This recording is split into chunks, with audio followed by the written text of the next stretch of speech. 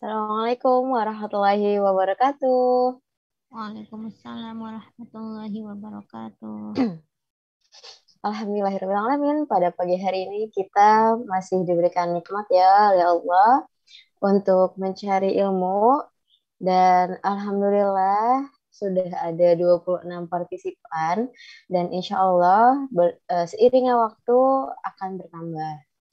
Dan Yasmin mau mengucapkan selamat berpuasa ya di hari ke-8. Insya kita diberikan kemudahan dan juga kelancaran dalam beribadah, khususnya menambah level up diri kita sebagai seorang muslim. Dan di hari ini kita akan membahas nih tentang rahasia keutamaan saum di bulan Ramadan. Yang alhamdulillah Ustadz Amjad sudah berada di dalam ruang Zoom. Namun sebelum itu Yasmin mau menghimbau para sobat kauni karena momennya tepat ya, insya Allah di waktu pagi yuk kita sedekah subuh yang insya Allah penyalurannya itu kita salurkan yang sudah pasti ke santri Mahat Asar Kauni. Dan juga kalau misalkan tadi para sobat Kauni menyimak beberapa video sebelum dimulai, ada penyaluran ke Palestina, Uganda, dan negara-negara lainnya yang bekerja sama dengan Asar Kauni. Baik, sebelum kita mulai, kita membaca basmalah. Bismillahirrahmanirrahim. Dan sobat kauni yang dirahmati Allah, yuk kita open kamera dan siapkan alat tulisnya untuk mencatat poin-poin penting yang nanti akan disampaikan oleh Ustadz Amjad. Baik, para sobat kauni, kita sapa dulu yuk Ustadz Amjadnya. Assalamualaikum Ustadz. Waalaikumsalam warahmatullahi wabarakatuh. Alhamdulillah. Bagaimana kabarnya Ustadz hari ini? Alhamdulillah tetap istiqomah fi Mardatillah. Masya Allah, tabarakallah. Baik Ustadz, karena sahabat kauni sepertinya sudah sangat menunggu Ustadz Amjad nih dari tadi gitu ya. Kita langsung mulai aja, silakan Ustadz. Ya, untuk memastikan suara saya terdengar jelas, Teh Yasmin. Insya Allah terdengar jelas Ustadz.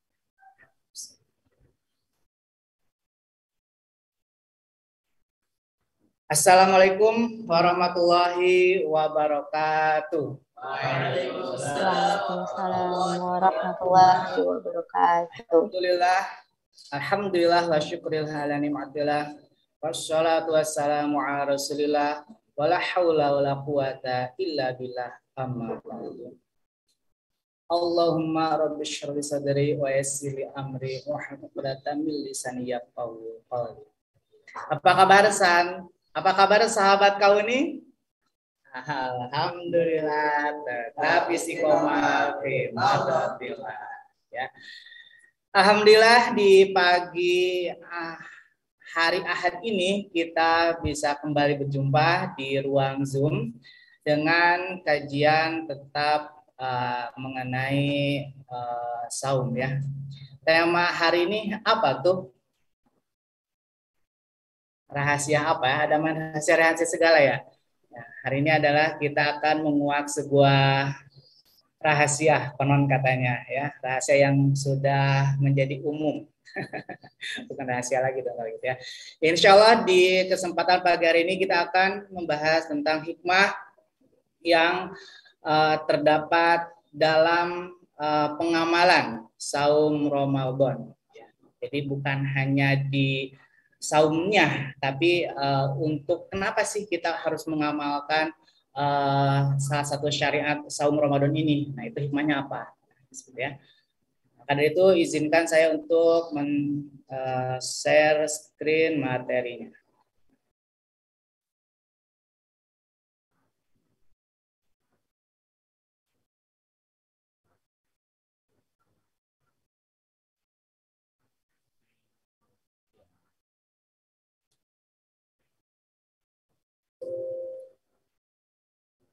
Di pekan sebelumnya, ya di pertemuan kemarin kita sudah membahas satu ayat yang begitu populer dibacakan oleh setiap mubalik gitu kan, yang mana ingin menyampaikan ketetapan diwajibkannya saum Ramadan, yaitu surat Al-Baqarah ayat 183. Yuk semuanya yang di sini tolong untuk dibacakan bersama. Yuk. A'udzu billahi minasy syaithanir rajim. Bismillahirrahmanirrahim. Ya ayyuhalladzina amanu kutiba alaikumus syiyam kama kutiba alal ladzina min qablikum la'allakum tattaqun. Nah, itu adalah ayat yang sangat populer ya, karena menjadi satu landasan atau menjadi dalil untuk diwajibkannya saum Ramadan. Nah, pada kesempatan pagi hari ini, di antara yang menjadi dalil, karena dalil itu diambil dari Al-Quran dan juga dari hadis dan juga dari yang lainnya. Nah, pagi hari ini kita akan membahas salah satu hikmah Ramadan dari beberapa hadis. Di sini ada 2 hadis yang insya Allah akan saya diskusikan ya. Kita diskusikan ya. Jadi bukan bahasan, tapi di sini kita diskusi. Jadi nanti jika ada ibu bapak ada pertanyaan, boleh di pertengahan pembahasan. Gitu, mau raise hand boleh, mau di ruang chat juga boleh. Ada di antara hadis yang populer yang sering dibacakan gitu kan, atau yang dijadikan dasar pengamalan wajibnya kita melaksanakan saum Ramadan adalah An Abi Hurairah radhiyallahu anhu an Nabi sallallahu alaihi wasallam qala Ramadan saban birolahu ma taqaddama min dzambi. Kata siapa ya? Apakah itu? Maaf, ada kesalahan dalam teksnya ya. Saya perbaiki dulu. Sebentar saya.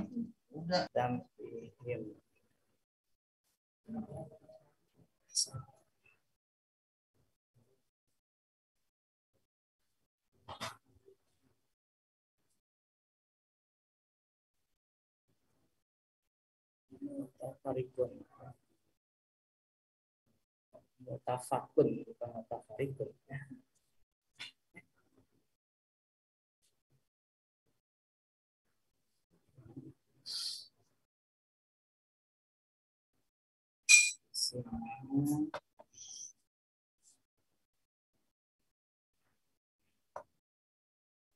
Min dzambihi ma taqaddama min dzambihi. Nah, ini mutafakun alaih ya, mutafakun. Nah, huruf A-nya kurang 1, gimana ini? Saya stop dulu ya share-nya supaya gampang untuk ngeditnya. Mutafakun alaih.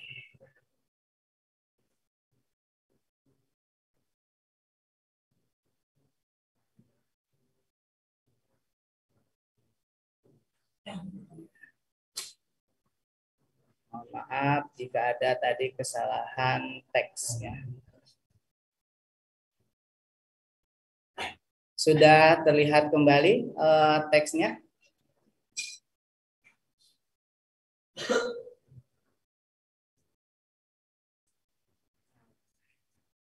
An Abi Hurairah radhiyallahu anhu anin Nabi sallallahu alaihi wasallam qala man barang siapa soma yang melaksanakan saum Ramadan pada bulan Ramadan imanan karena atas dasar keimanan wahtisaban dan atas ihtisab.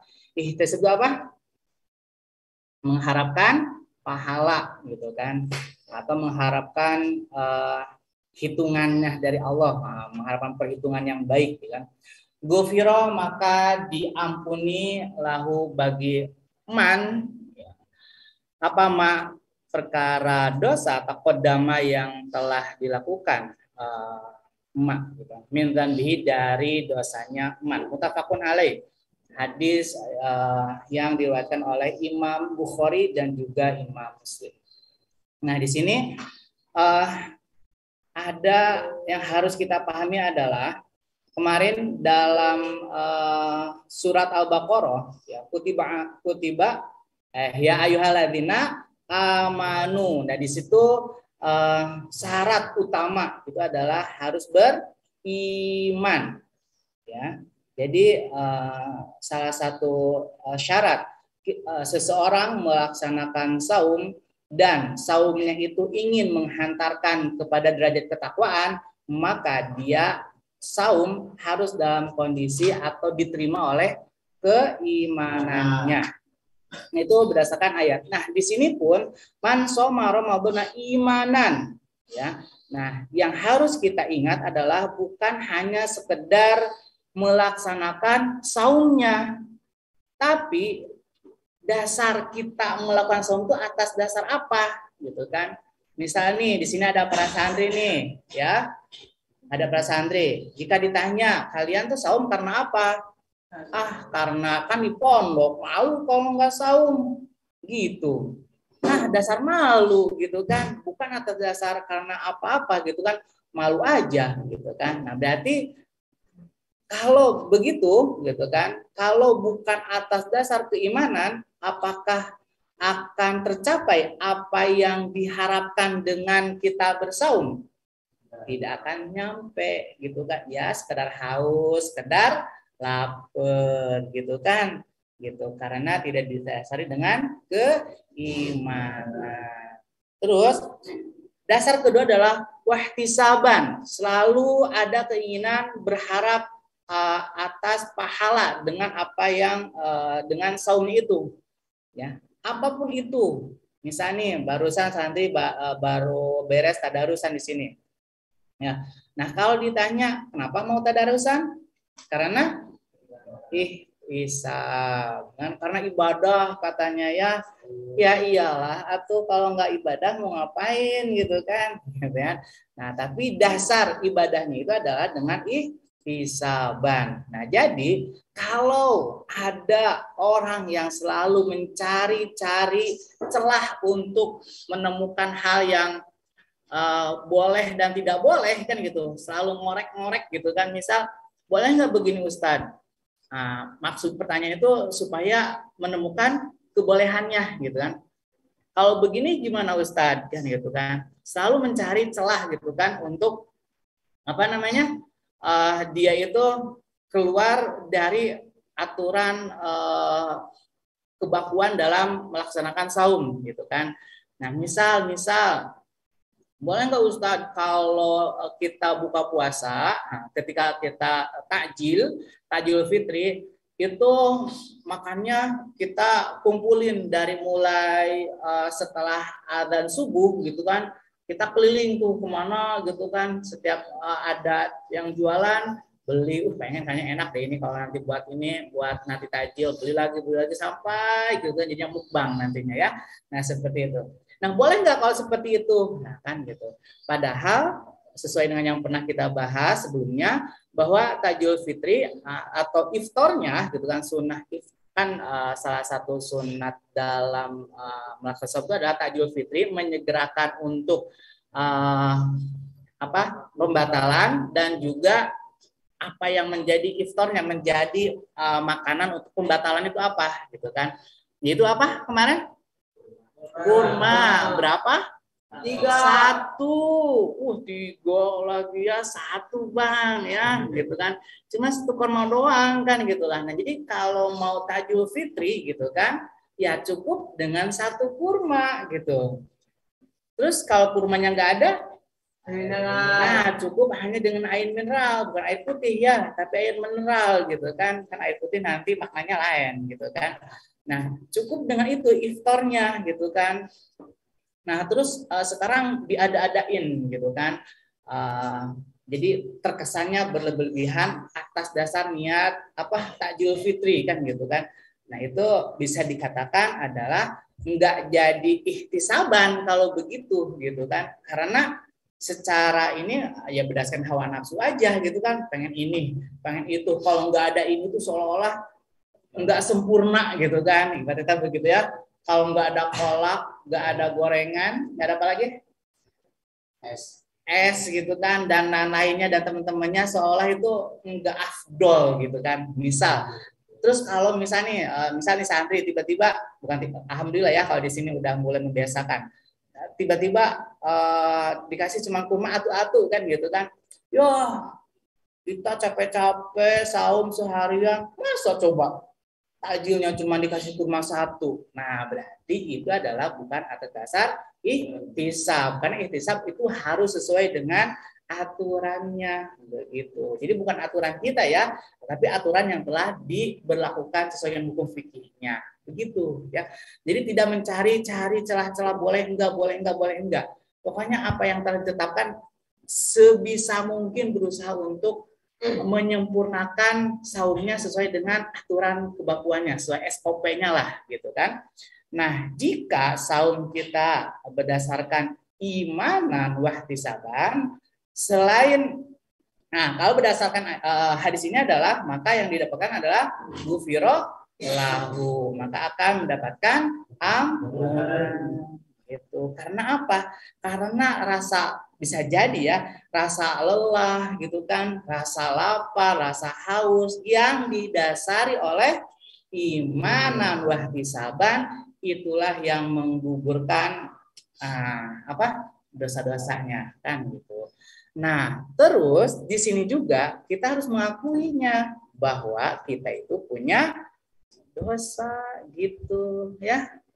Akui dong dosanya gitu kan, nggak bisa kalian mengatakan tobat gitu kan tanpa adanya pengakuan dosa gitu kan. Akui aja lu dosa, ya saya ini adalah pendosa kan gitu kan. Maka di bulan Ramadan ini saya bercita-cita atau berazam gitu kan untuk benar-benar melaksanakan saum ini gitu kan, supaya benar-benar ini berarti makna dari imanan wahtisaban. Pokoknya apapun itu yang bisa saya lakukan pokoknya atas dasar ihtisaban pokoknya tadarus ihtisaban, disuruh sholat dipaksa sholat duha gitu kan, nambah rakaatnya kan gitu, pokoknya ihtisaban pokoknya ya. Terus apa lagi, ada pekerjaan tambahan kah selama Ramadan? Oh, sholat tahajud gitu kan, itu tambahan ya? Bukan itu mah tuh udah biasa harusnya kan gitu. Atau ngaji kan gitu, zuhur gitu kan yang waktunya asalnya waktu buat istirahat sekarang dipakai buat ngaji. Aduh, udah mah kita teh dalam kondisi haus, ngantuk, lemes gitu kan. Dipaksa buat ngaji, coba setoran lagi, ujian lagi, aduh kan gitu. Nah, dasarilah hal itu dengan imanan wahtisaban. Supaya apa? Nah, supaya gugurlah dosa kita yang tadi diakuin tuh. Ya, semoga dosa yang tak diakui pun, yang hanya Allah tahu gitu kan, bahwa itu dosa, itu pun terampuni. Ya, setidaknya kita berharap dosa yang kita akui itu dulu yang diampuni, gitu kan? Dosa yang mana? Dosa yang telah pernah kita lakukan. Nah, jadi hikmah yang bisa kita ambil dari hadis ini adalah seseorang yang melakukan saum ya Ramadan itu harus ada alasannya gitu kan, karena alasan itulah yang akan menghantarkan terhadap apa yang dicita-citakan. Karena alasan itu, kalau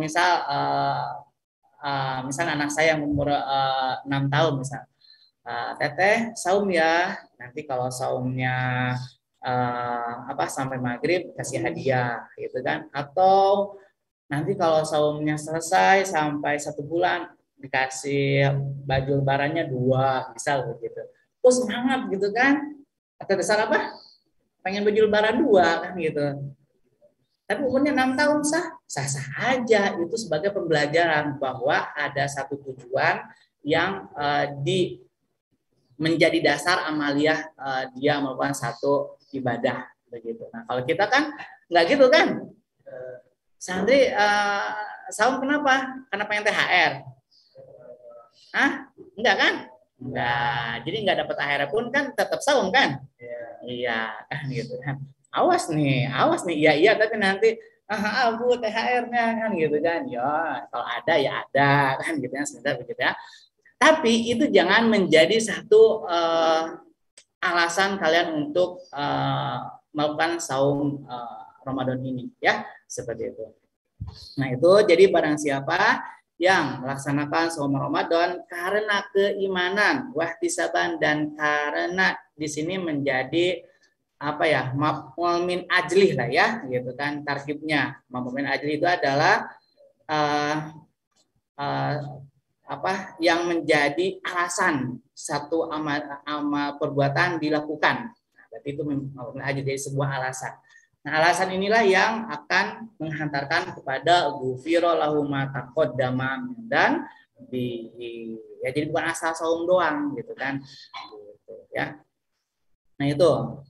Terus ada lagi maaf. Nah, ini hadis karena itu hadis populer jadi saya tidak tulis lengkap. Nah, kalau ini adalah derajat orang yang berperang di jalan Allah ya. Ini hadis tidak begitu populer ketika membahas tentang saum Ramadan. Ya, karena ini adalah tentang jihad gitu kan. Tentang berperang kan gitu kan. Tapi isinya yuk kita bahas ya. Hadatsana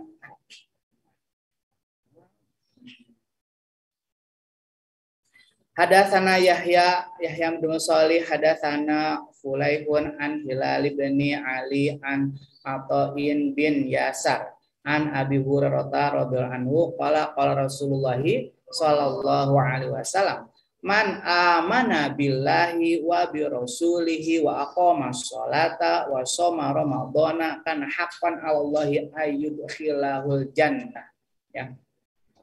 Ya hadafi sabilillahi au jalasa fi ardihi allati ulida fiha faqalu ya Rasulullah. Nah, hadis. Nah, di sini man barang siapa amana yang beriman billahi kepada Allah wa bi rasulihi dan beriman kepada rasulnya. Ingat ya, hadis yang berhubungan dengan saum ya itu pasti didasari dengan amanah, dengan keimanan. Jadi ketika kita saum itu terimanya dengan keimanan, bukan dengan logika, bukan dengan hal-hal lain ya. Pokoknya terima dengan keimanan gitu kan. Itu yang harus menjadi dasar. Barang siapa yang beriman kepada Allah dan kepada Rasulnya, wa aqama sholata dan mendirikan man as-sholata terhadap salat, wa soma dan bersaum man Ramadhana di bulan Ramadan. Karena maka terbukti man haqqon itu menjadi hak Allahi atas Allah ayudkhila. Karena maka terbukti haqqon itu menjadi hak Allahi atas Allah apa ayudkhila memasukkannya Allahu kepada man al-jannata ke surga.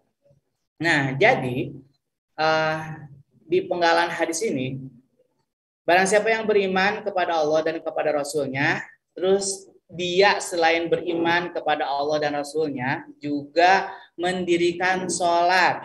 Berarti sholatnya juga ada dasar keimanan. Terus dia juga melaksanakan saum Ramadan. Maka karena haknya Allah, maka itu menjadi haknya Allah ya untuk memasukkan menjadi kita aja ya, memasukkan kita nih yang sedang melaksanakan saum Ramadan untuk dimasukkan ke surga gitu kan. Jadi seolah-olah ya yang bisa kita pahami adalah seolah-olah Allah itu telah mewajibkan ya dari sini ya. Jadi karena hakon Allahi ayyudkhilahu Soal Allah telah mewajibkan bagi siapa saja yang telah melaksanakan sholat, saum yang didasari dengan keimanan, mewajibkan untuk masuk ke surga, gitu kan, gitu ya.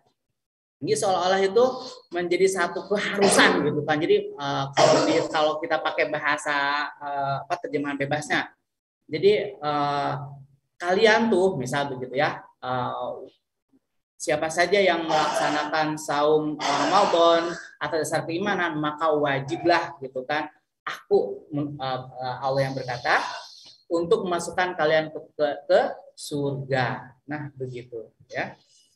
Nah jadi karena hakwan Allah ayyudkhilahul jannah, ya, maka hak Allah lah untuk memasukkan kita ke surga. Terus di sini ada jahada fi sabil jahada yang berperang. Sini kan jahada ya, jahada fi sabilillahi di jalan Allah. Nah, kenapa di sini hadis ini temanya sholat gitu kan? Terus temanya Ramadan, tapi kok masuknya di bab jihad gitu, di bab perang. Nah, di sini adalah jahada, dia berjihad fisabilillahi di jalan Allah. Artinya dia dalam kondisi saum, ya. Terus dia berjihad. Tahukah perang yang dimenangkan ketika di bulan Ramadan perang apa? Perang Badar langsung ya. Nah, itu gambaran aslinya seperti itu.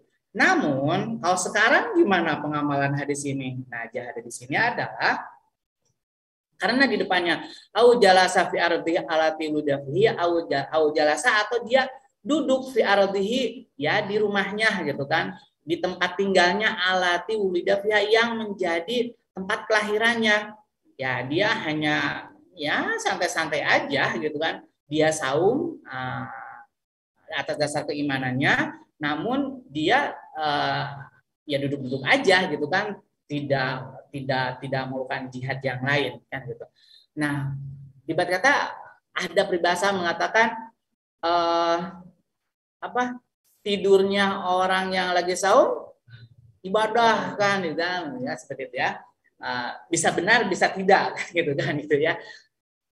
Nanti dibahas kalau bisa benar bisa tidak, di mana benarnya di mana tidaknya kan seperti itu ya. Nah, mau ya leha-leha aja kan gitu kan, tapi tetap dia melakukan saum atas dasar keimanannya gitu kan. Nah, itu tetap dia jaminan masuk surga. Nah, tapi jika dia saum terus dia berjihad, nah jihad di sini maknanya menjadi umum. Semisal seorang suami gitu kan, jihadnya seorang suami apa sih? Menafkahi istrinya ya. Terus jihad seorang ayah menafkahi keluarganya. Nah, itu kan jihad gitu kan. Para pencari nafkah halal thayyiban. Wah, kan gitu. Itu jihad itu juga ya, termasuknya gitu kan. Jadi jangan sampai nih gitu kan di bulan Ramadan gitu kan yang dicarinya bukan lagi halal thayyiban rezekinya ya, jangan. Jadi haji mumpung ya kan gitu. Wah, haji mumpung nih dinaikin harganya atau gimana lah, ada trik untuk menaikkan omset tapi dengan cara yang kurang baik. Kurang baik ya, jangan kurang baik ya seperti itu. Nah, jadi jika seseorang, misal seorang misal nih kalian nih di sini nih para santri kan gitu. Jihadnya kalian di sini ngapain? Nah, belajar kayak tadi kan, zuhur, lagi panas-panasnya, lagi ngerasain haus-hausnya, lagi lapar-laparnya, lagi lemes-lemesnya, lagi apa nih? Ngantuk-ngantuknya, lagi bete-betenya kan gitu, pengennya menjadi kaum merbahan kan gitu kan. Dipaksa aja dulu ya bahasanya ya. Ya suatu saat nanti setelah tahu alasan ini, dengan sendirinya kalian, oh iya saya harus berjihad nih. Nah, yang memerangi diri sendiri, memerangi hawa nafsu sendiri. Nah, lagi capek-capeknya gitu kan, kalian harus belajar, harus murojaah gitu kan. Nah, itu jihad kalian gitu. Padahal kalian juga bisa kali, ya Abu, tidur aja deh gitu kan, lagi lemes nih kan gitu ya, ngerayu-rayu gitu kan, dengan wajah memelasnya kan gitu. Terus kata Abu, oh boleh boleh tidur aja nih. Nah, berarti jihadnya hilang. Nah seperti itu. Nah kalianlah ada di sini itu adalah jahada fi sabilillah, karena barang siapa yang mencari ilmu itu adalah ada jihad di jalan Allah. Nah itu jihad kalian pada saat ini, gitu kan? Nah jadi kalian dengan bahkan kalian datang jauh-jauh ya, ada yang dari Medan, dari Bandung, dari Padang, dari Tangerang, dari mana kamu? Hah? Jakarta? Oh Tangerang, dari Depok, dari Bogor, mana lagi ya? Nah, dari Bandung, nah, Lampung kan gitu. Kalian uh, apa? Jauh gitu kan dari keluarga kalian. Tidak au jalasa fi ardi alati ulida fiha gitu kan. Tidak ya Ramadan kan, kalau sekolah libur ya, kalau Ramadan tuh sekolah malah diliburkan kan gitu, padahal itu menjadi ajang pencarian pahala gitu kan, jadi ajang pencarian pahala kan, jadi ihtisab, yang tadinya ihtisaban padahal menjadi ajang pencarian pahala kan, tapi diliburin kan gitu kan, jadinya ya kalau yang di sana sih nggak tahu ngapain gitu kan, yang mungkin ada yang ngabuburitnya dengan jalan-jalan, motorin mata ya, ada yang apalah gitu kan di luar sana. Tapi kalau di sini misal nakalnya kalian tuh apa ya, disuruh misal diminta oh ada jadwal ya, pura-puranya izin lemes kayak gitu kali ya gitu kan, mungkin itu nakalnya kan gitu. Nah jadi kalian jauh-jauh gitu kan datang ke sini untuk belajar. Nah itu juga semoga dicatat sebagai amalan jihad ya. Karena untuk saum pun kalian kan bisa jadi alasan apa kayak pengennya di rumah kan gitu, seperti itu ya. Nah ini berdasarkan dengan au jalasa fi ardi alati ulida fiha.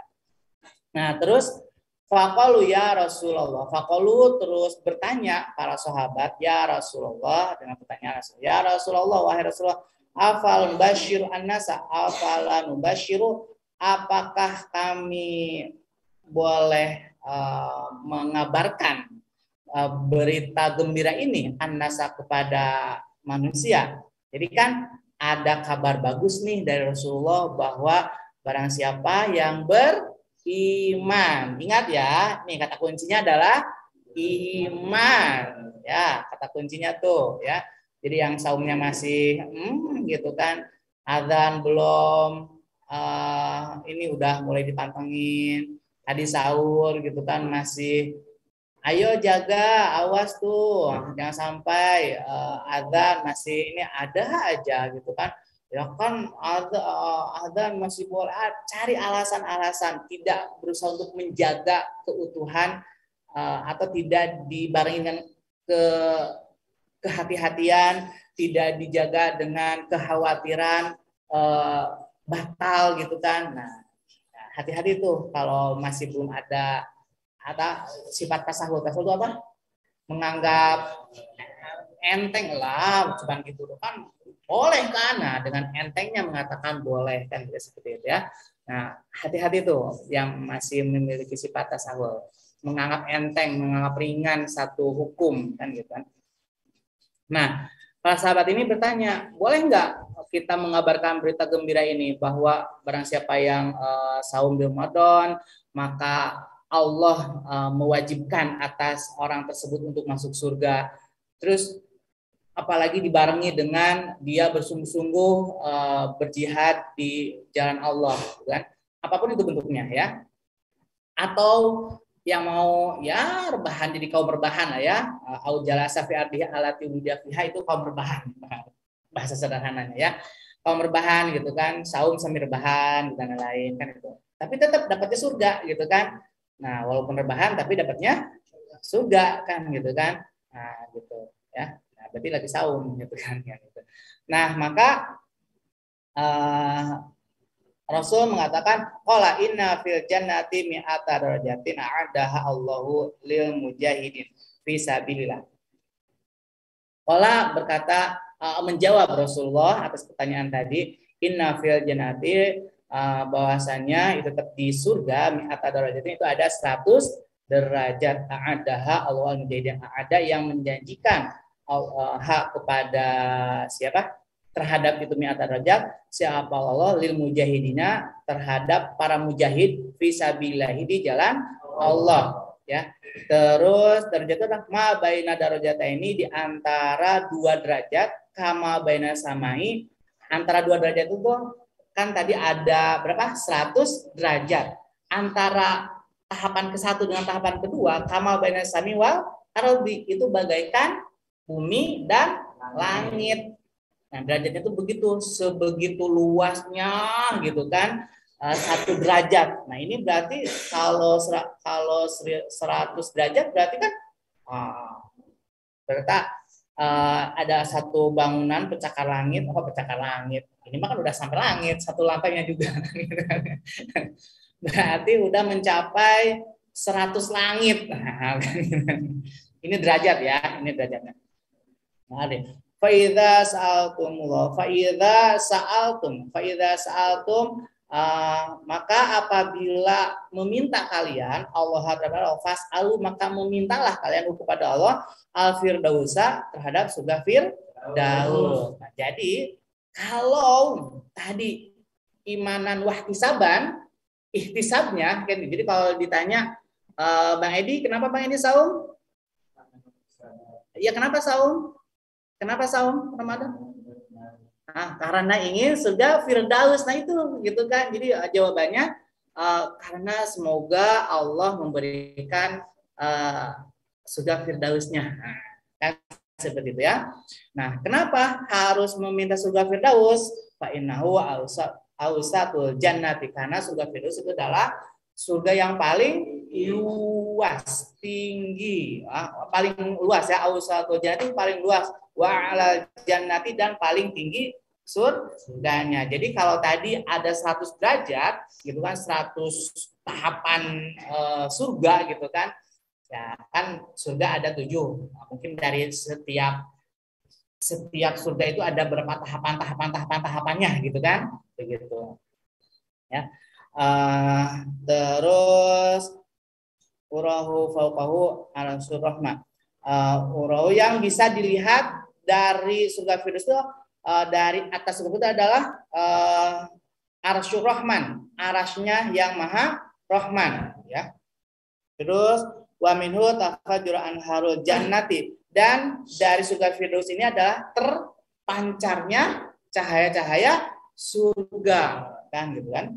Nah, jadi di sini adalah jika kalian ketika melaksanakan saum ya atas dasar iman dan wahtisaban, nah pas ihtisabnya ini berharap untuk mendapatkan surga firdaus. Jika ingin meminta kan gitu kan, emang mau minta apa kalian saum? Meminta surga firdaus. Karena di sanalah pertama surga yang paling luas, kedua adalah surga paling tertinggi dan di surga firdaus ini adalah tempat arasnya yang maha rahman. Jadi kita akan bertemu dengan siapa? Allah yang maha rahman, gitu kan? Nah, dan juga dari surga firdaus inilah terpancarnya cahaya-cahaya surga, gitu ya, seperti itu. Nah, jadi maaf. Nah ini ya. Apa bahwa di atas firdaus itu ada sana. Nah, juga di sini, nah itu adalah ketika surga firdaus ini adalah dijanjikannya di sini ya. A'addahallahu lil mujahidina fi sabilillah. Surga firdaus ini dijanjikannya untuk orang-orang yang berjihad. Nah, berarti kan tadi ada yang saumnya itu sambil jihad, ada juga yang saumnya dengan kaum rebahan, dengan ala kaum rebahan gitu kan. Jadi ada saum ala mujahidin, ada saum ala kaum rebahan gitu kan. Nah, kalau surga firdaus ini itu diperuntukkan untuk saumnya ala ala kaum mujahidin. Nah, terus kalau saumnya ala kaum rebahan gimana? Ya dapat emperannya kali ya. Begitu. Emperannya juga itu adalah tetap surga gitu ya. Jadi kaum rebahan ya tetap akan masuk surga, namun surganya tingkatan mana gitu kan? Begitu. Ya alhamdulillah sih dapat kaum rebahan, saumnya kaum rebahan itu dapat emperannya dah misalkan gitu kan, atau dapat tahap 1 gitu kan, yang mana di lantai 1 itu tempat lalu lalangnya orang yang mau naik ke atas gitu kan, jadinya berisik gitu kan, ya alhamdulillah segitu juga gitu kan, masuk ke surga ketimbang kalian dapat lantai 100-nya neraka gitu kan. Ya, kamar VIP tapi di neraka kan gitu kan, dapat fasilitas khusus gitu kan, siksaan khusus gitu kan, jamuan khusus gitu kan, tapi di neraka kan gitu kan. Ya lebih baik jadi kaum rebahan yang mana melakukan saum saum dengan gaya kaum rebahan ya, gitu ya, mana ya malas-malasan dan lainnya seperti itu. Nah itu adalah hikmah saum Ramadan, hikmah bagi para pelaku saum, bagi para pengamal saum, gitu kan, seperti itu ya. Jadi saum Ramadan itu ada hikmah secara saumnya itu, gitu kan. Ada secara amaliyahnya. Nah, yang saya bahasnya adalah secara amaliyahnya bagi para pelakunya, kan gitu. Jadi yang melakukan saum Ramadan itu akan dapat apa sih? Nah, dengan gayanya saum seorang mujahidin, dengan gaya saumnya seorang kaum rebahan, begitu. Nah itu ada perbedaan yang sangat jauh ya. Nah jadi hikmah yang bisa kita ambil dari hadis ini adalah, yuk kita berusaha ya, pertama munculkan keimanan kita untuk sebagai pondasi saum kita ya. Terus melaksanakan saumnya itu dengan gayanya kaum mujahidin ya. Jadi kalian berjihadnya di sini dengan tetap menjalankan program KBM-nya gitu kan, dikejar untuk persiapan ujian akhir semesternya, kan itulah jihadnya kalian. Bagi para bunda dengan masak gitu kan untuk keluarga gitu kan, itu adalah ladang jihadnya kaum ibu-ibu gitu kan. Terus para gadis gitu kan membantu ibunya gitu kan, ataupun dengan menjaga kehormatan gitu kan, dengan tidak tebar pesona ketika taraweh gitu kan. Ya semoga ya itu adalah ladang jihadnya. Terus para single lillah gitu kan ya, semoga tetap menjaga kehormatan dengan menjaga maruah sebagai seorang single lillah. Ada single lillah ya, nggak ada single lillah sebenarnya ya. Ya kalau mau lillah ya nikah lah kan seperti itu ya. Tapi kalau memang belum waktunya untuk menikah ya single lillah ya. Jaga kehormatan kesinggelannya kan, jangan tebar pesona ke sana ke sini ya. Itulah yang menjadi ladang jihadnya ya, seperti jadi saum ala kaum mujahidin. Dan di sini juga istilahnya ada saum ala kaum rebahan. Sebenarnya kaum rebahan dapatnya emperan emperan surga lantai 1 ya. Saum ala kaum mujahidin ya, para pejuang nafkah, pejuang keluarga gitu kan, dan yang lainnya. Semoga kita semua termasuk yang saum ala kaum mujahidin ya. Nah itu yang bisa saya sampaikan di kesempatan pagi hari ini. Semoga bisa dipahami oleh semuanya. Jika ada yang belum dipahami, silahkan bisa untuk menulis pertanyaan untuk kita diskusikan. Ya, seperti itu. Saya kembalikan kepada MC ya, Teh Yasmin. Baik Ustadz, jazakallahu khair atas materinya, Masya Allah. Di sini sudah ada beberapa pertanyaan Ustadz di kolom komentar. Izin membacakan ya. Dari Bu Sri Mulyani, Assalamualaikum Ustadz. Izin bertanya, bila ada wanita yang ingin mendapatkan Ramadan penuh 1 bulan dengan cara meminum obat penunda haid, sebagaimana ia melakukan umroh atau haji, apakah diperbolehkan? Jazakallahu khair. Dari Ibu siapa tadi? Sri Mulyani. Dari Ibu Sri Mulyani. Nah, bagaimana jika seorang perempuan ingin mendapatkan full bulan Ramadan dengan cara menahan datang bulan gitu ya, obat penunda haid, ataupun umroh ataupun itu. Nah, kalau saya berpatokan kepada hadis yang kita bahas tadi ya, yaitu perihal jihad gitu kan. Nah, kodratnya seorang wanita yaitu akan mengalami haid, dan itulah yang menjadi ladang jihadnya gitu kan. Kan kalau lagi haid bisa jadi gitu kan, ya malas-malesan gitu kan untuk ngeladenin apakah suaminya, anaknya gitu kan, keluarganya untuk masak kan gitu kan. Nah, gitu. Atau nanti berpikirnya kan kenapa harus mau 1 bulan penuh? Ya, susah nanti ininya apa ngodoinnya. Nah, justru itu jihadnya. Gitu kan. Yang jadi ladang jihadnya itu justru di situ. Karena itu secara alamiahnya ya udah begitu gitu kan.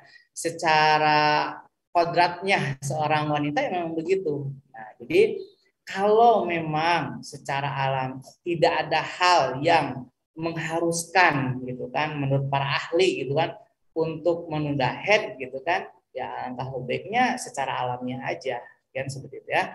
Nah, karena ada cara lain gitu kan untuk mendapatkan pahalanya gitu kan, mendapatkan keutamaan Ramadan. Jadi jangan terfokus dengan man soma Ramadananya, tapi tadi harus didasari dengan man amana. Nah, gitu ya. Jadi imannya itu yang harus menjadi dasarnya. Imanan wahtisabannya juga gitu kan. Nah, ihtisabis itu misal ada kalau ditanya apa manfaatnya, apa alasannya harus menunda haid gitu kan. Kalau hanya sekedar nanti kodonya males, nah berarti malah menghilangkan imanan wahtisabannya. Berarti dia melakukan saumnya atas dasar kemalasannya itu, gitu. Itu yang dikhawatirkan ada itu. Kecuali kalau memang misal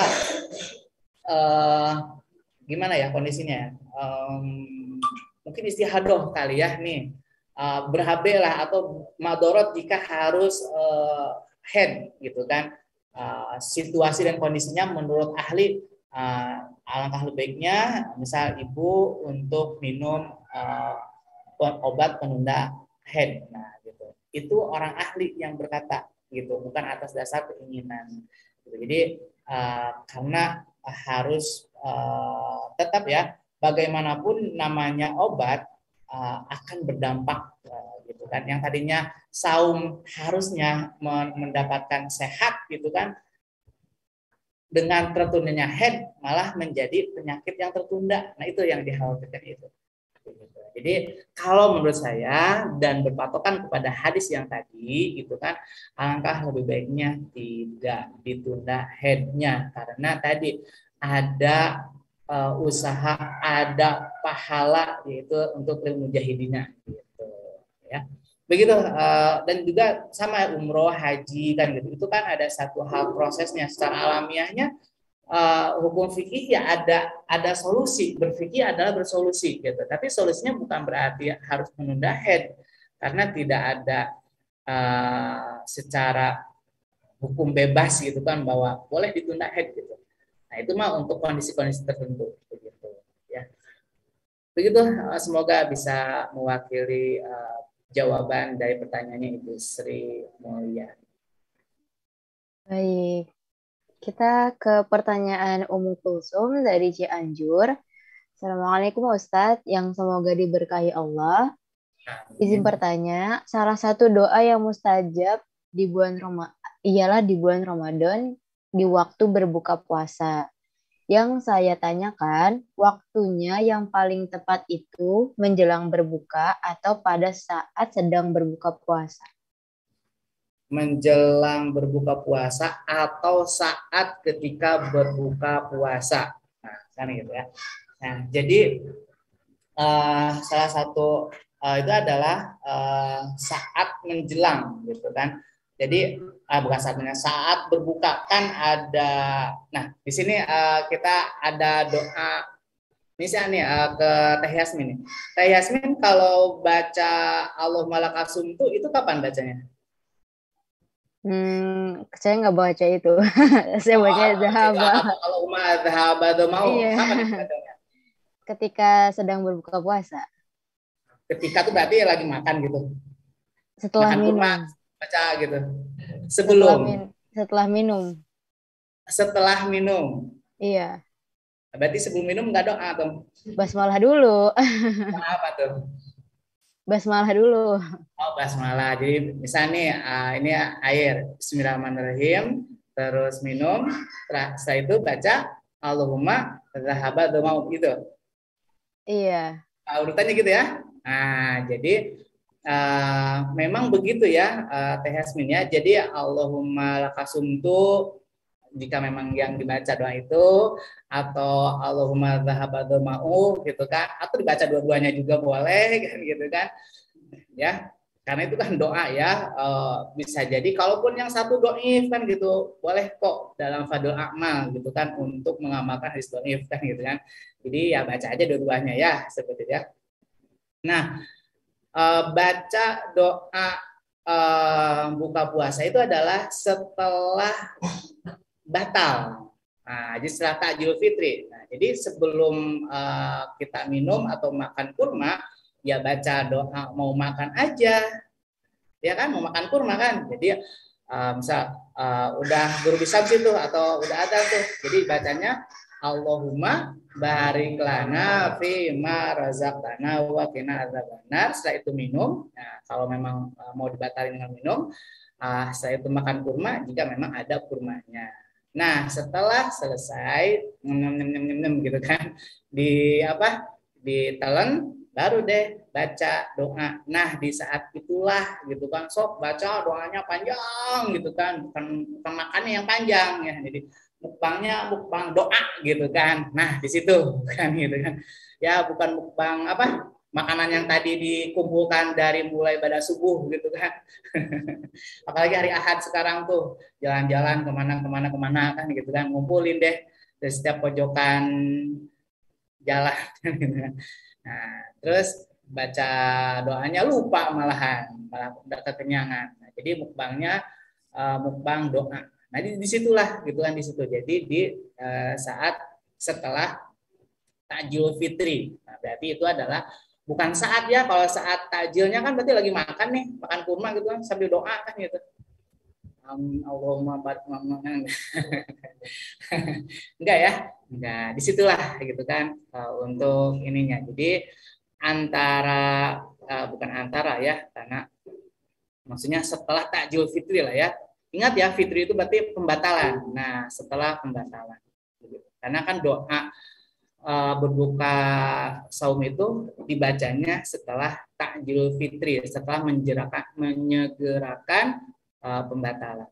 Begitu ya. Semoga menjawab. Semoga menjadi pencerahan. Iya, jika masih redup boleh ditanyakan lagi.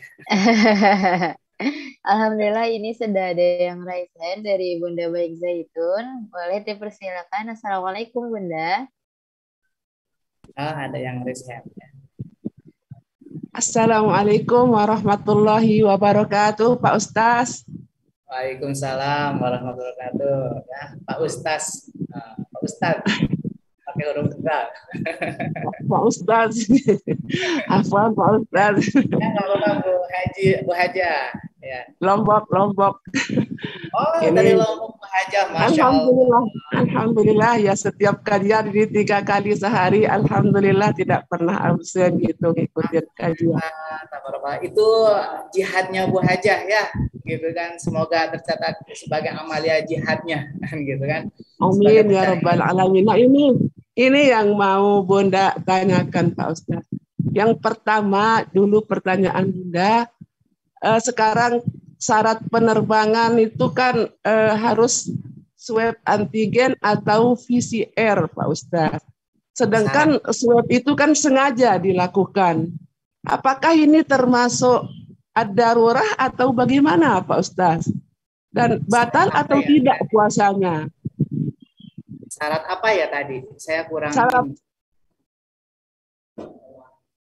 Penerbangan Ustadz. Oh, syarat penerbangan ya. Ya, apakah membatalkan ketika harus vaksin ya, suntik vaksin gitu kan? Sama Apakah PCR Ustadz. PCR Swab tuh? dimasukkan ke di sini, hidung ya? itu alat, iya. Gitu kan. Nah, kalau iya ya. Kalau untuk PCR itu kalau yang dimasukkan ke hidung itu batal gitu kan. Kalau untuk suntik, nah itu kan udah dibahas ya. Nah, kalau suntiknya untuk vaksin gitu kan, nah itu tidak batal. Tapi kalau untuk itu kan memasukkan benda gitu kan ke anggota badan bagian dalam. Nah bagian dalam hidung itu mana? Yaitu sampai ke bagian basahnya hidung. Nah itu berarti batal gitu kan. Nah, terus gimana dong gitu kan? Nah, nanti kan ibu melakukan perjalanan tuh. Nah, di orang yang melakukan musafir ada tata cara khusus gitu kan untuk menjalankan saumnya, kan gitu kan. Nah, jadi disitulah jihadnya. Gitu. Jadi jihadnya mau tetap ya bingung juga ya karena kita ini berhubungan dengan aturan yang sifatnya kondisional pada saat pandemik kan gitu. Kalau dalam hal hari-hari biasa sih nggak jadi masalah untuk kesana kemari kan gitu. Tapi sekarang harus ada itu. Nah, kalau berdasarkan patokan hukum fikih klasiknya lah ya, bukan kontemporernya kan gitu. Itu batal. Namun kalau berdasarkan hukum fikih kontemporernya yang berlaku di saat ini kan gitu, saya belum dapat jawabannya ya. Tapi untuk saat ini nih, mohon maaf nih, saya jawab berdasarkan hukum fikih klasiknya gitu kan, itu batal hukum asalnya. Untuk fikih kontemporernya saya belum dapat, karena untuk fikih kontemporer itu tidak bisa harus para ahli gitu kan menetapkan hukum berdasarkan sumber ini sumber itu dan lain kan gitu kan sehingga ditetapkanlah gitu kan oleh satu lembaga itu bahwa hukumnya begini. Nah itu seperti itu dan saya belum dapat jawaban untuk fikih kontemporer perihal apakah ketika PCR itu membatalkan atau tidak, tapi berdasarkan hukum fikih klasiknya itu batal begitu ya. Begitu ya Ibu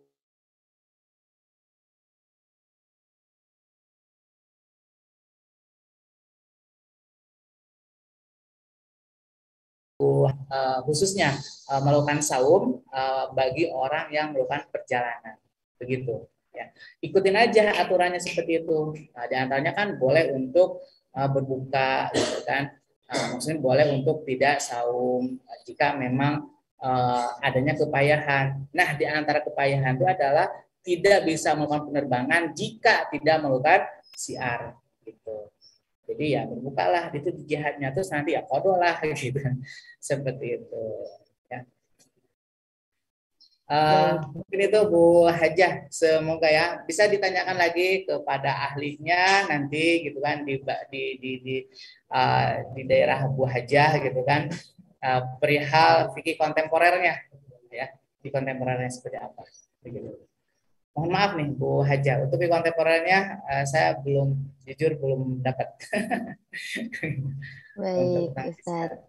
Insya Allah menjawab ya, Bunda baik. Dan kalau misalkan masih belum, itu bisa mencari lagi. Baik, kita lanjut ke pertanyaan Bunda Alia.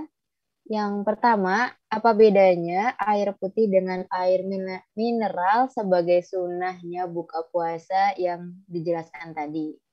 Lalu yang kedua, Sorry, itu hanya bercanda aja ya. Maksudnya air putih kan warnanya putih, kalau air mineral kan warnanya bening kan gitu kan. Kalau maksudnya warna air putih ya susu kan gitu. Maksudnya jika pakai susu itu tidak mewakili kesunatan dalam iftar gitu aja sih. Gitu ya. Jadi baik, tidak cukup untuk misal gini, kita ingin mendapatkan pahala dari iftar. Nah, maka hanya dua pilihannya, kurma atau air mineral gitu. Nah, air mineral ini tidak bisa diwakili dengan air yang lain, maksudnya air yang dicampur teh, air yang campur kopi, air yang campur sirup kan gitu kan. Ya kan biasa tuh kalau ada ikan sirup katanya itu sudah bagaikan hilal gitu kan menjelang Ramadan. Seperti itu. Udah identik kan gitu sirup dengan Ramadan kayaknya udah identik kan gitu kan. Kan gitu ya. Nah, jadi tidak tergantikan gitu kan untuk ke apa kesunatan dalam mendapatkan pahala dari iftarnya gitu kan. Dari takjil fitrinya bisa jadi gitu kan, tapi dari apa yang menjadi iftarnya itu tidak gitu. Jadi nanti ada dua kondisi ya. Takjil fitri berarti menyegerakan buka itu dengan apapun, nah dapat pahalanya. Terus kedua ada sunat iftarnya kan gitu kan. Nah itu kalau iftar dengan hanya dua aja, kurma atau air mineral gitu.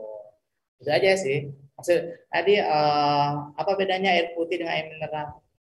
Maksudnya putihnya putih bening. Ya tadi cuman baik. bercandanya aja. Tapi ya kalau perjelasan seperti yang dimaksud.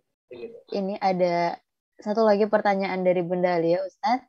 Apakah karena iman yang masih sangat lemah, Ustadz, ketika bangun sahur, nyampe makan, terasa males, gimana cara mengatasinya nih, Ustadz? Gimana, Mohon maaf. Em, Mungkin ya dari Bunda Alia merasa imannya masih sangat lemah ketika bangun sahur untuk menyantap makanannya ini sangat terasa malas. Dan bagaimana cara mengatasi hal tersebut? Nah, bagaimana Mas Reza? Ya tingkatan keimanannya kan gitu. Jadi supaya menjadi ladang jihad. Jadi mungkin nggak ada dasar mungkin. Misal Teh Yasmin udah menikah Teh Yasmin? Alhamdulillah belum. Belum. Silahkan yang masih single lilah Teh Yasmin masih single ya. Nah Teh Yasmin misalnya sahurnya malas-malasan di kos-kosan gitu kan. Ya karena masih sendiri kan gitu kan. Nah, gitu. Maka segeralah ada ladang jihad kan gitu seperti itu ya. Gitu. Jadi harus ada dasar kenapa kita harus melakukan itu. Nah, tadi disitulah ladang jihadnya ya. Nah, jadi kalau yang masih males-malesan kan gitu ya carilah alasan untuk berjihadnya. Pembangkit apa namanya? Pembangkit semangat jihadnya itu kan gitu kan. Misal kalau saya nih maksain gitu kan buat aduh kalau nggak bangun santri juga nih nggak bangun kan gitu kan padahal ya sama males gitu kan tapi ada alasan gitu kan kenapa saya harus apa namanya meninggalkan rasa malas itu gitu kan harus mengalahkan malas itu kan gitu karena malasnya saya berdampak kepada sekian orang yang harus saya bangunkan kan gitu nah, itu bahaya kan saya nggak sahur bisa jadi semuanya nggak sahur misalkan gitu jadi kalau ada dasar kemalasan kan gitu kan berarti masih tadi saumnya ala kaum rebahan yuk tingkatkan ya supaya menjadi saumnya ala kaum jahilin begitu ya semoga kalau tadi bagaimana caranya apakah itu karena lemahnya iman? Nah, saya nggak bisa memvonis, oh itu lemah iman, ya nggak juga kali kan gitu kan. Nggak segampang itu memvonis lemah iman gara-gara malesnya nyiapin sahur. Kalau kan nyiapin ya, kalau udah tersiap sahurnya lahap gitu kan, nyiapinnya aja malas kan gitu kan. Tapi kalau udah terhidang jadi lahap, nah, seperti itu ya. Enggak jadi patokan bahwa imannya lemah kan, enggak segampang itu untuk menyimpulkan satu kaitan antara iman dengan lemahnya iman, terus dengan malasnya nyiapin sahur. Tidak segampang itu. Ya, seperti itu. Semoga malasnya bukan atas dasar kemalasan, hanya saja lagi malas karena belum menemukan alasan untuk ihtisabnya apa gitu kan. Ihtisab itu berarti harus dimunculkan gitu. Kenapa saya melakukan gitu? Berarti ihtisabnya gitu kan, bukan imannya. Kalau iman ibu mau ibu atau bapak ini mau melakukan saum itu atas dasar iman gitu kan. Nah, ihtisabnya berarti alasan-alasannya itu. Temukanlah alasannya apa yang memotivasi untuk segera kan gitu. Misalnya Teh Yasmin nih, semangat kan gitu. Sahurnya di masjid karena ada si dia yang sedang mendoakan aku di setiap sujudnya. Seperti ya. Jadi semangat tuh kan gitu kan. Nah, menyambut doanya dia. Nah, seperti itu. Ya, Teh Yasmin ya. Waduh, Ustaz. Nah, begitu. Enggak apa-apa ya, yang penting semangat. Seperti itu. Yang penting tidak masuk kaum berbahan lah. Begitu. Baik, semoga menjawab ya Bunda Alia dan mengatasi malasnya itu menuju proses untuk menyiapkan sahurnya. Allah jadikan itu sebagai jihadnya ya Bunda Alia. Kita lanjut ke pertanyaan, mungkin satu lagi Ustadz ya, dari Bunda Lydia. Salah satu tholibah di HOTS hadis keutamaan Ramadan yang kami hafal di sini bukan man soma, tapi man qoma. Kelanjutannya sama, beda awalnya saja. Hadis nomor 37 bab ibadah riwayat Imam Bukhari nomor 36. Apakah itu hadis yang sama atau berbeda Ustadz? Oh, Masya Allah. Tabarakallah untuk Mbak Lydia, Mbak atau Bunda Lydia ya. Yang mana ini adalah tholibah dari HOTS. Ada yang masih hafal? Hadis nomor ke-37. Coba bacakan.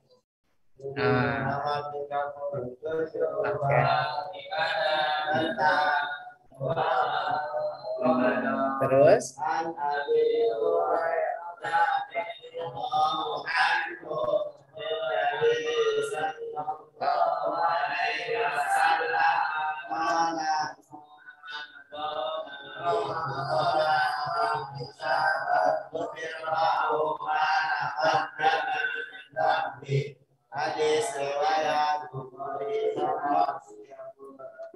oh iya, masih pada hafal di sini santrinya juga ya. Alhamdulillah. Ya, itu ada hadis yang mana ada man soma Ramadhana, ada juga yang man qoma Ramadhana. Apakah itu hadis yang sama gitu kan atau hadis yang berbeda kan gitu. Itu hadis yang berbeda ya. Jadi kalau man soma itu adalah barang siapa yang saum, kalau man qoma barang siapa yang sholat. Nah, jadi bahasanya di koma bukan berdiri aja. Lagi ngapain kamu berdiri terus? Kan saya lagi koma di bulan Ramadan kan gitu kan. Koma artinya berdiri kan gitu. Enggak begitu kali Babang gitu. Berdiri aja gitu kan dari mulai pada subuh sampai menjelang maghrib gitu kan. Berdiri aja kan gitu. Man koma Ramadan ya, berdiri kan gitu. Bukan begitu. Tapi maksudnya adalah sholat ya. Ada juga yang mengartikan sholat di sana adalah sholat raweh. Kan gitu kan seperti itu. Jadi barang siapa yang sholat tarawih karena imanan wahtisaban ghufira lahu. Nah, seperti itu. Nah, ini ada yang mengatakan itu hadis yang sama dengan redaksi yang berbeda, ada yang mengatakan itu hadis yang berbeda, gitu ya. Dan ini Afwan untuk Mbak Lydia, ini maksudnya ke takhrij hadis gitu kan. Jadi untuk takhrij hadis saya belum begitu mahir, ya mohon maaf nih ya untuk takhrijnya seperti itu. Namun tadi semalam saya baca-baca itu ada yang mengatakan hadis yang berbeda antara man koma dengan man soma. Ada juga yang mengatakan itu adalah hadis yang sama dengan redaksi yang berbeda. Begitu. Jadi nanti padahal seingat saya itu saya yang nyusun hadisnya. Lupa malahan saya ya. Masya Allah. Jadi malu nih terhadap Mbak Lydia ya. Mohon maaf Mbak Lydia. Mungkin nanti boleh japri ke saya akan menjawab secara lengkapnya. Ya seperti itu. PR saya itu. Masya Allah, baik Ustadz. Karena ya memang ya di sini kita sama-sama belajar ya Ustadz ya. Ya, betul-betul. Ya, kita diskusi di sini. Baik, karena sudah mau menunjukkan pukul 7 nih, Yasmin juga mau mengingatkan bagi Sobat Kauni, silahkan untuk mengisi daftar hadirnya di kolom chat sudah diberikan oleh admin, karena ketika nanti kajian sudah selesai, form daftar hadir itu akan ditutup. Baik, kepada Ustadz Amjad nih, karena kita sudah mau ditutup, untuk closing statement-nya dipersilakan. Ya, alhamdulillah di penghujung kajian kita, ya tadi pertama perkuat iman, ya untuk menjadi fondasi atas saum yang kita lakukan. Ya, nah saum atas dasar iman. Mau jadi saum ala kaum rebahan tetap dapat surga, tapi surganya surga kaum rebahan ya. Mau mendapatkan mau melakukan saum dengan ala kaum mujahidin, maka peruntukannya adalah surga Firdaus, yang mana surga Firdaus ini adalah surga yang paling luas dan surga yang tertinggi, dan di sanalah Arasy Maha Rahman, arasnya Allah berada, nah seperti itu ya. Nah jadi apapun itu jangan patah semangat, yang masih malas-malasan tetap insya Allah jaminannya adalah surga bagi yang mau melaksanakan saum. Hanya saja surga mana yang ingin kita dapatkan, silahkan diperjuangkan. Jadi fasilitas di surga itu kita yang menentukan, yang memperjuangkannya, begitu ya. Sebetulnya. Wallahu a'lam. Mohon maaf atas segala khilaf dan salah, dan jika ada jawaban yang dirasa belum klik terhadap pertanyaannya, boleh dijawab kepada saya, terutama tadi tentang hadis man soma dengan man koma, itu karena harus ditakhrij gitu kan. Insya Allah nanti saya akan jawab. Yang utama itu ya. Wassalamualaikum warahmatullahi wabarakatuh. Waalaikumsalam warahmatullahi wabarakatuh. Jazakallahu khair kepada Ustadz Amjad. Alhamdulillah ya, pada pagi hari ini kita mendapatkan ilmu baru dan insya Allah menjadi penyemangat dan menjadi pencerahan bagi kita yang sedang melaksanakan ibadah puasa bulan Ramadan. Baik, Yasmin minta maaf ya, tadi ada beberapa pertanyaan yang belum terjawab. Mungkin di pekan depan, insya Allah kita masih akan bertemu dengan Ustadz Amjad di waktu yang seperti biasa, di hari Ahad, di jam 5:30. Dan insya Allah nanti siang ya, kita akan ada kajian lagi yang bersama dengan Ustadz Zaki Rifai, insya Allah akan membahas tentang spirit Rasulullah. Mungkin ya di beberapa hari ini sudah ada yang mulai luntur nih semangatnya untuk menjalani ibadah puasa. Nah, yuk kita hadir di kajian Ustadz Ahmad Rifai yang insya Allah akan membahas semangat-semangat yang kita contoh dari Rasulullah. Siapa tahu ya dari situ kita akan lebih semangat lagi nih untuk beribadah di bulan puasa. Baik, kita tutup dengan membaca hamdalah. Alhamdulillahirabbil alamin, dan doa kafaratul majelis.